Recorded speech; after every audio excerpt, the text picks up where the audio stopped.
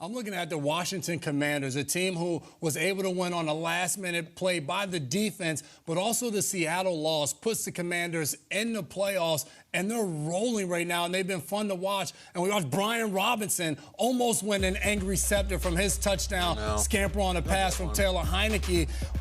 He had 20 touches in this game, 125 yards. He's starting to get rolling. They're running the ball effectively. Since Taylor Heineke has been in there, they've been 5-1 with him as a starter. They are winning football games late, and a lot of it has to do with their defense as well. 10th right now in the NFL in points allowed and 8th in yards. We watched Kendall Fuller get the game-sealing interception. The week before, he gets a pick six against the Houston Texans. The Commanders have just become this fun team to watch who are kind of the underdogs each and every week they go out there to play with a fun coach in Ron Rivera, Riverboat Ron, who's rallying around them. So many things going on around the Commanders organization, but looking forward. They play the New York Giants, a bye week, and then the New York Giants again. Oof. Right now in the 7th spot in the playoffs. We've talked about the New York Giants, where they are right now as a football team. Are they on a downward slide? Whatever the case may be, this is a huge 3-week stretch for the Washington Commanders and could kind of seal their fate of being in the playoffs in that last spot if they're able to hang on and maybe beat the Giants. It's zero-sum, too, because those 2 wins over the Giants is 2 losses for New York, right? So it's like, here's our guys. Not just the Eagles, not just the Cowboys, not just the Giants, but Ron Rivera and Taylor Heineke and the Commanders would also be in.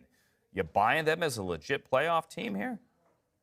Who would have thought, Andrew? The glory days of the NFC East back in the 80s. So, yes, I am buying them. And I'm buying the Commanders because of 2 things. One, that belief you talked about. One, with Taylor Heineke getting in there.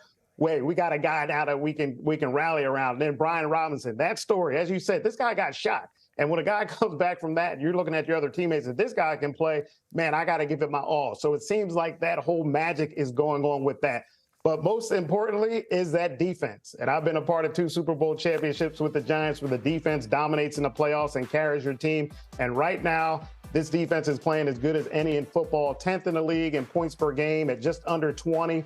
But during the 6-game win streak, 6-game wins, it's 14. It's 15 points per game. The only game they lost was against the Vikings. They only gave up 20. So when you look at the landscape, they got the Giants, a bye, and then the Giants again. So it's right there in front of the Commanders to really take control, Andrew, because that D is nasty and can keep them in any game. Take control or take command, winning 6 out of 7 and in the playoff race and getting, fingers crossed, Chase Young back eventually, maybe even this week. All right, Mark Ross, thank you.